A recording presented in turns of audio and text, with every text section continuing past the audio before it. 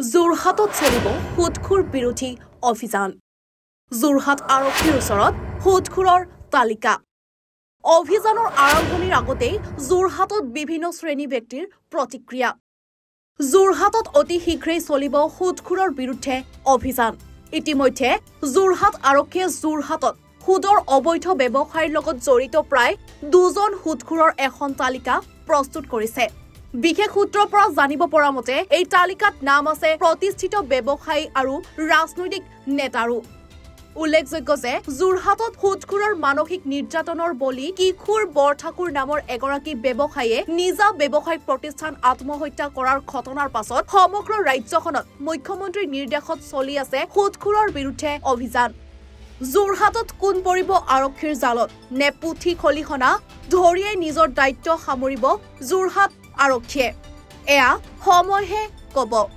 সুদখোৰৰ বিৰুদ্ধে ইতিমধ্যে অভিযান আৰম্ভ কৰিছে যোৰহাট আৰক্ষীয়েও প্ৰায় আমাৰ হাতত যি খবৰ আছে প্ৰায় 2 ডজনতকৈ অধিক সুদখোৰ বেপাৰী ইতিমধ্যে তেওঁ লিপিবদ্ধ কৰিছে। অতি শীঘ্ৰে অভিযান আৰম্ভ কৰিব। ব্যৱস্থাটোক আপুনি এজন নাগৰিক হিচাপে অধিবক্তা হিচাপে কোনটো দৃষ্টিৰে চায়? নিশ্চিতভাৱে মুখ্যমন্ত্ৰী ডাঙৰীয়াৰ প্ৰতিটো পদক্ষেপকে আচলতে আদৰণি জনাবলগীয়া।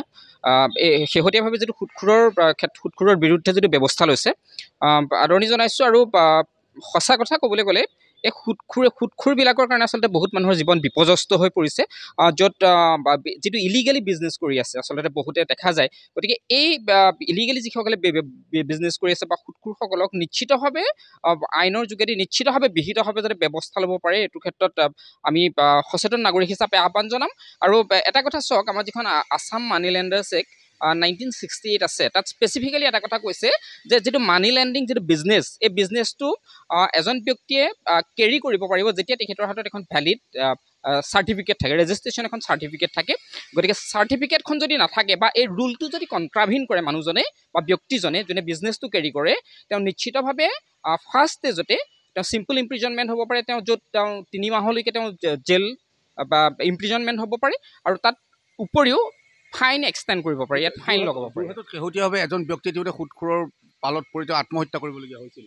যোৰহাটত আৰম্ভ হ'ব অভিযান। নিশ্চিতভাৱে দুৰ্ভাগ্যজনক কথা। গতিকে আমি আহ্বান জনাইছোঁ মুখ্যমন্ত্ৰী ডাঙৰীয়াৰ যিটো সিদ্ধান্তটো কাৰ্যকৰী কৰক, প্ৰশাসনে অন্ততঃ খুব সুন্দৰভাৱে কাৰ্যকৰী কৰক, আৰু প্ৰতিটো সুদখোৰক আচলতে সুদখোৰৰ বিৰুদ্ধে ব্যৱস্থা লওক, যাতে মানুহখিনি আচলতে মানুহখিনি বিচলিত নহয়।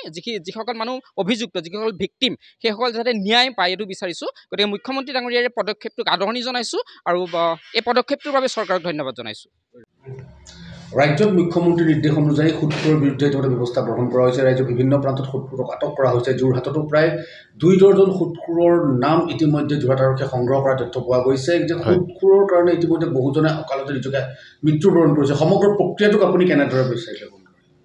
নাই, আমি আদৰণি জনাইছোঁ। আমাৰ চৰকাৰখনেও, বিশেষকৈ বিজেপি চৰকাৰখনে আৰু আমাৰ মাননীয় মুখ্যমন্ত্ৰী হিমন্ত বিশ্ব শৰ্মাদেৱে সুদখোৰখিনিৰ ক্ষেত্ৰত যিটো ব্যৱস্থা লৈছে সেইটো আমি আদৰণি জনাইছোঁ। নিতান্তই এইটো কৰিবলগীয়া এটা কাম। অলপতে আমাৰ যোৰহাটতো এজন মানুহে আত্মহত্যা কৰা এটা বাতৰি শিৰোনামা দখল কৰিছিলে আজি কেইদিনমান আগতে। সেইটো চাঞ্চল্য মাৰ যোৱাই নাই। সম্ভৱ তাৰ পিছতে চৰকাৰখনে এনেধৰণৰ পদক্ষেপ আৰম্ভ কৰিছে নেকি, মই যিমানকণ জানিছোঁ। তো ভাল হৈছে, এইটো কথা ভাল হৈছে, আমি ভাল পাইছোঁ, আমি আদৰণি জনাইছোঁ। সমগ্ৰ ৰাজ্যতে সুদখোৰৰ বিৰুদ্ধে ইতিমধ্যে তীব্ৰ অভিযান আৰম্ভ কৰিছে। যোৰহাট আৰক্ষীয়ে ইতিমধ্যে প্ৰায় 2 ডজন সুদৰ লগত জড়িত ব্যৱসায়ীৰ নাম ইতিমধ্যে লিপিবদ্ধ কৰিছে। তদন্ত অতি শীঘ্ৰে আৰম্ভ কৰিব। জাতীয়তাবাদী যুৱ ছাত্ৰ পৰিষদে কি আহ্বান জনাব এনে অভিযানৰ ক্ষেত্ৰত? কেনেধৰণৰ আপোনালোকে অভিযান? হয়, চাওক, আমি দেখিবলৈ পাইছোঁ যে সমগ্ৰ অসমতে সুদখোৰৰ বিৰুদ্ধে আৰক্ষীয়ে অভিযান চলাইছে। মাননীয় মুখ্যমন্ত্ৰী ডাঙৰীয়াৰ নিৰ্দেশমৰ্মে সেইখিনি সুদখোৰক আমি অভিযান চলোৱা দেখা পাইছোঁ। যিখিনিয়ে নিৰীহ লোকক সুবিধা আদায় কৰি তেওঁলোকৰ পৰা সা সম্পত্তি আদায় কৰাৰ উপৰিও তেওঁলোকক বিভিন্ন ধৰণে হাৰাশাস্তি কৰিছে। সেইসকল লোকক যিখিনি লোকে আজি আৰক্ষী প্ৰশাসনে কৰায়ত্ব কৰিছে, তাক লৈ আমি অসম আৰক্ষীক ধন্যবাদ জনাম। এতিয়া প্ৰথম কথাটো হ'ল, সুদখোৰ ধৰক আমি এক প্ৰকাৰৰ হিচাপত আমি নেৰাখোঁ। সুদখোৰ কেইবা প্ৰকাৰো থাকে মানে কথাটো এনেকুৱা ধৰণৰ, সুদখোৰ কিছুমান এনেকুৱা আছে যে ধৰক সুদখোৰ বুলি ক'ব নোৱাৰি, কাৰোবাৰ প্ৰয়োজনতহে মানুহে কাৰোবাৰ পৰা পইচা লয়। আজিৰ দিনত আপুনি পইচা বেংকৰ পৰা ঋণ লোৱাটো ইমান সুলভ নহয়। গতিকে মানুহে প্ৰয়োজনৰ সময়ত কোনোবা এজন মানুহৰ পৰা তেওঁলোকে পইচা এটা বিচাৰিলে এটা পৰিমাণৰ তেওঁলোকে ইণ্টাৰেষ্ট লয়। গতিকে সেইখিনি সময়ত সেই মানুহজনৰ সহায় হয়, আৰু তেওঁলোকে বেংকৰ আশাত তেওঁলোকে দুৱাৰে দুৱাৰে ঘূৰি তেওঁলোকে কিন্তু ঋণ আদায় কৰিব নোৱাৰে আৰু ঋণ ল'বও নোৱাৰে তেওঁলোকে। তাৰমানে তেনে পৰিস্থিতিত কোনো পৰিয়ালৰ লোকে কোনো সুদখোৰ ল'ব বা পইচা ল'বলৈ বাধ্য হয়। গতিকে এইটো ক্ষেত্ৰত মই কিছু পৰিমাণে হ'লেও কিছুমান ব্যক্তিক আমি দোষাৰোপ কৰিব নোৱাৰোঁ। কিন্তু কথা হৈছে কি, সুদৰ ওপৰত যিসকল ব্যক্তিয়ে সুদ গ্ৰহণ কৰি আছে, ধৰক চক্ৰবৃদ্ধি সুদৰ কথা কৈছে, সেইসকল লোকক যদি আৰক্ষী প্ৰশাসনে নাকি লগাই বা তেওঁলোকক কৰায়ত্ব কৰি শাস্তি বিহে, তেনে ক্ষেত্ৰত আমি অসম জাতীয়তাবাদী যুৱ ছাত্ৰ পৰিষদে আমি অসম আৰক্ষীক আদৰণি জনাম।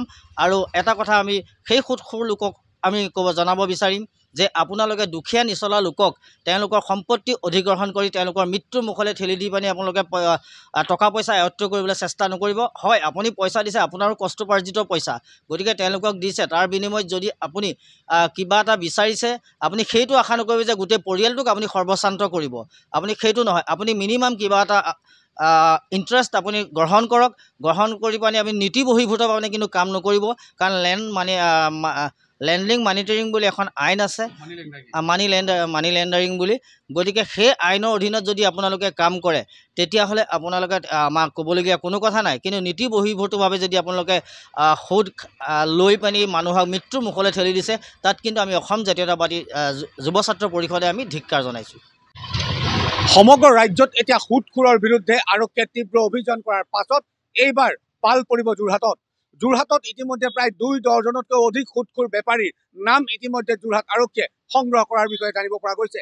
যোৰহাটত বিভিন্ন সময়ত সুদ প্ৰদানৰ নামত আচলতে যি ধৰণে মানুহক শাৰীৰিক, মানসিক আৰু আৰ্থিক নিৰ্যাতন চলোৱা হয়, তাৰ পৰিপ্ৰেক্ষিতত এই অভিযানে কিমান মানুহক ঢুকিয়াব সেয়া হ'ব লক্ষণীয়। নে এই অভিযানত কেৱল মাত্ৰ পুথি খলিহনা পৰিব, নে ৰৌ বৰালিও পৰিব, এয়া হ'ব লক্ষণীয়। যোৰহাটৰ পৰা কংকনজ্যোতি শৰ্মা ৰিপৰ্ট, এনি ভাৰত।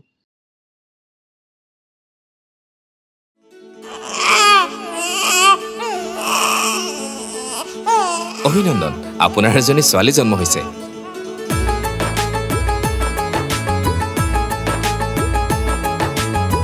লাহি পাহি এজনী পৰি